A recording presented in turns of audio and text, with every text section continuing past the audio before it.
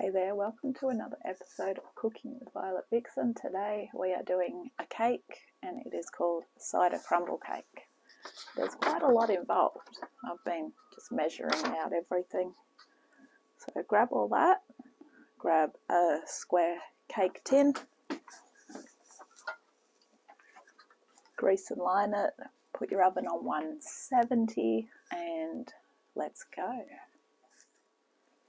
So obviously the best reason for having all your ingredients ready is so that when you go to make your cake, it's just literally grab a bowl and in it all goes. So grab your bowl, grab your sieve that sits over a bowl. I'm using the bigger bowl with the sieve today because there's a lot going in through here. So in goes the flour. That's your self-raising flour, 2.5 cups.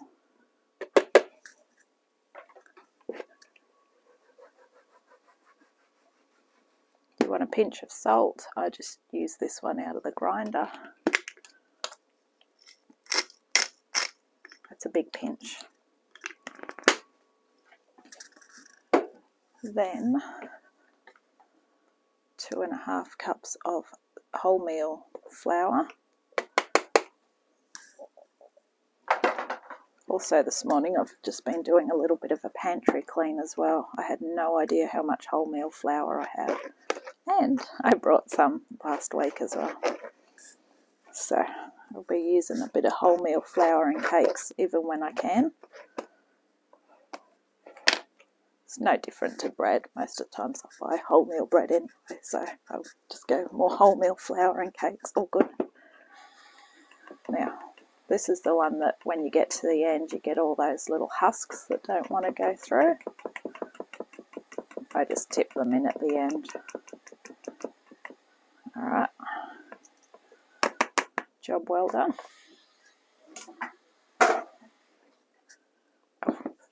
Don't discard the sieve just yet.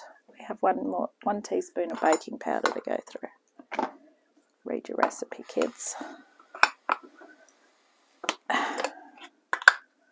teaspoon of baking powder. Alright.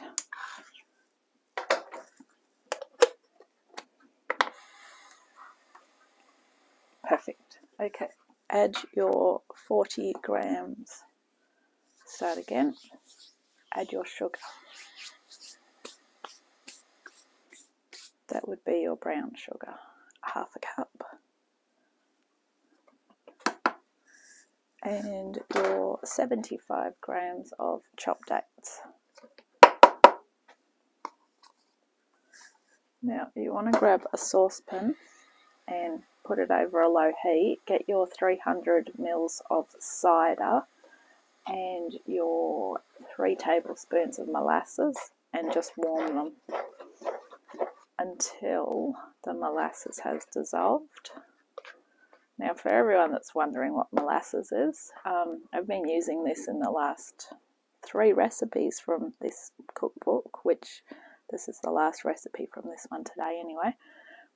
It's basically golden syrup. If you can't get it, it is golden syrup. So that's what it is, molasses. When I googled what it is basically just golden syrup. I think it's got more of a sugary or a stronger taste to it. So that's what I was using in the rye bread or the pumpernickel bread that I did a few weeks ago.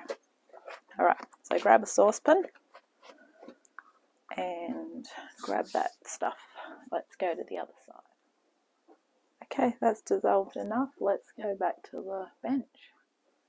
Now don't be tempted to buy alcoholic cider for this one. I just brought non-alcoholic cider. Funny story attached to it. Not funny, ha-ha, funny, strange. This one here, fully non-alcoholic. Brought it in Woolworths, went through the quick checkout, said, oh, I need to check your bags before you go. You brought something that you shouldn't have brought. Looked at him strange, you know, as you do. I brought non-alcoholic alcohol. Oh, that's what it is. How can... Anyway, I still shake my head at that story. So non-alcoholic alcohol rings alarm bells. 3 tablespoons of molasses is going in with our cider.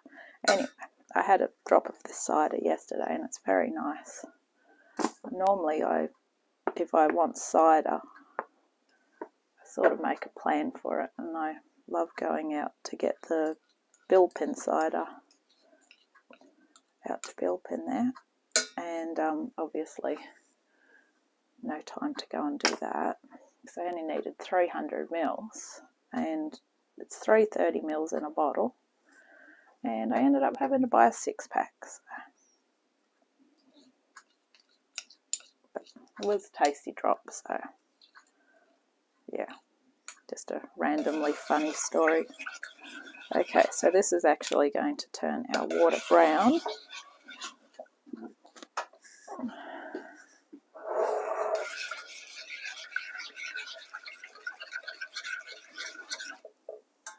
Won't take long. If it still looks too floury, treat it like bread and just knead it. It's almost like a cake. Well, it's almost like a cake. It's almost like a bread in a way. So you don't want any of that dried flour in there, because it's not nice when you're eating a cake and you get a floury spot. So this is why I'm saying to knead it. Get those hands working.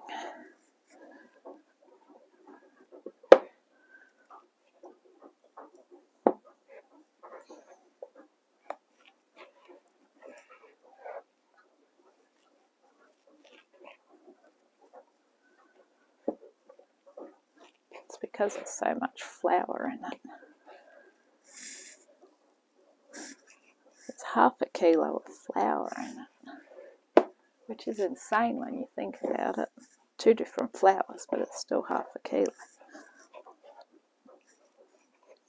Okay, and I still have flour at the bottom of my bowl as well.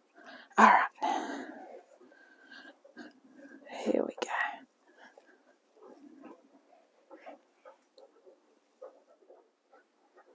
Okay, we're going to fold this in.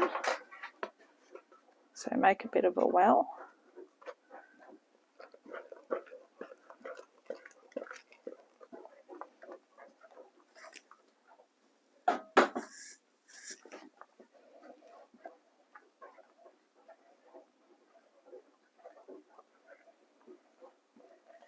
So this is making it a little bit fluffy, because as you can see it's fluffing up.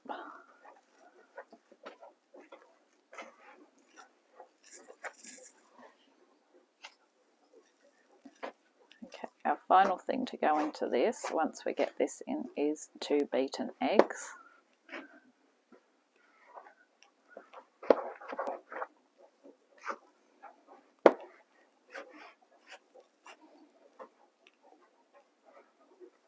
Which I'm actually going to start and add now, because seemingly all the liquid's been taken up with other stuff. So if you do what I like to do, I grab a cup and into the cup, and then I like to get a fork just so I can make sure that at least the yolk's broken up.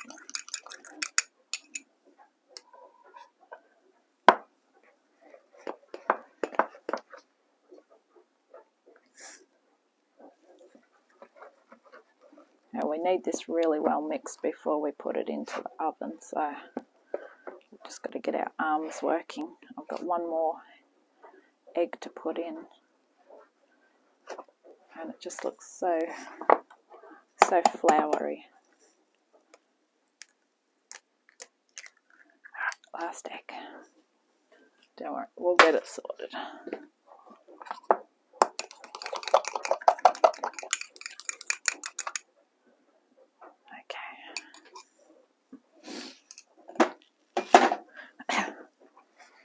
Really get to stirring with that. Okay, when you're convinced that you've got no flour air pockets, Even though it looks like bread, press it in to your pan. Now we're going to cook this for half an hour, then we remove it, we put the plum jam on top, and then we do the crumble. So this is going to be more like a bread, but let's go half an hour and we'll be back. So while that's cooking, what we're going to do is we're going to grab another bowl, because we're going to make a crumble anyway, so we might as well pre-make that, so when we take it out of the oven we're ready to roll. So grab a smallish bowl for our other ingredients. To me it looks too doughy, but I'm going to keep rolling with it. Okay, so I've taken it out with like 5 minutes early. Spread the plum jam on the top, so you want to obviously a spreading type palette knife.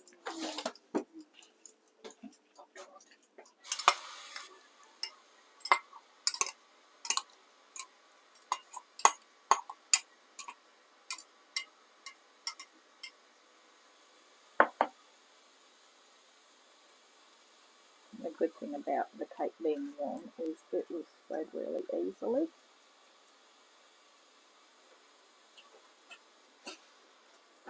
Normally with this sort of thing you need to warm the jam first, but it's a bit reversal. Okay, and when you're confident that you've got it all over,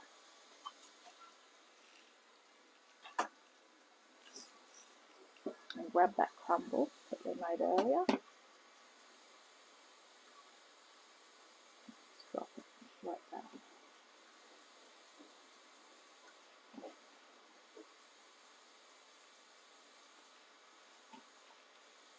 This is going back in the oven for another 20 minutes, and this is just basically to make sure that everything's cooked through, including the crumble.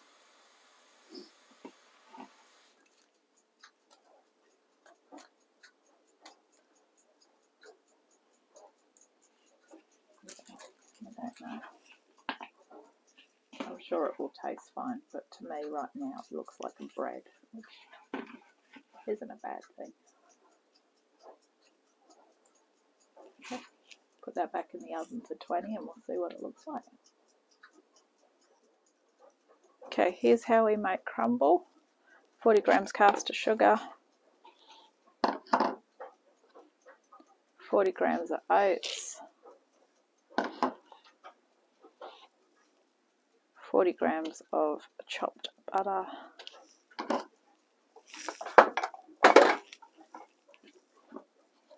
40 grams of chopped walnuts, half a teaspoon of cinnamon.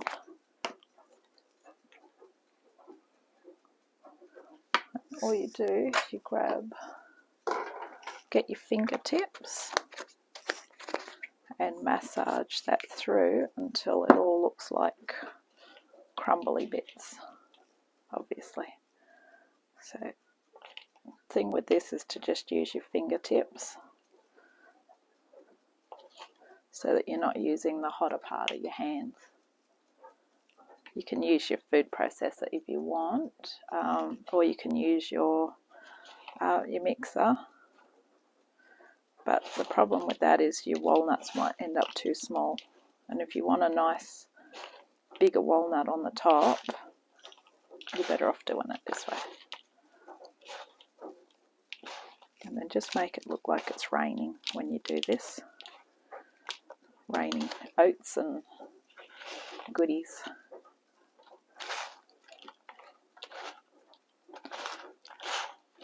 By getting this ready now, you'll minimise how long it's out of the oven for, so it's a good idea to get it ready now.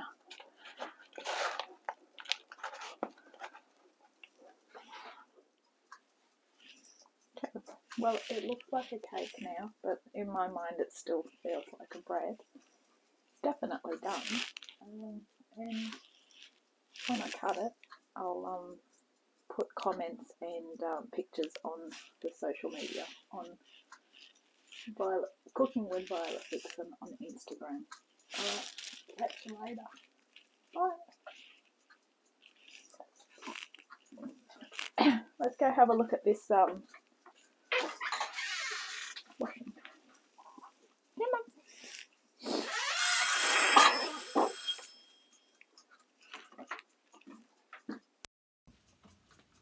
Let's go look at the washing. My little baby.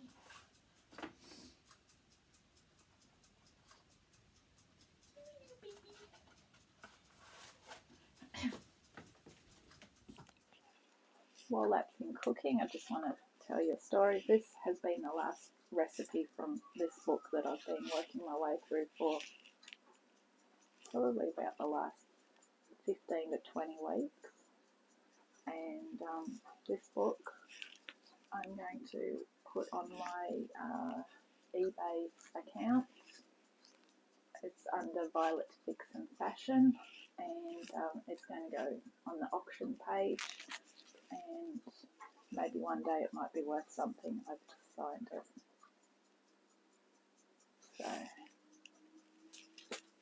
and it includes every page that you can see, the colours for the top is my ingredients list as been shown in former episodes of Cooking with Violet Vixen.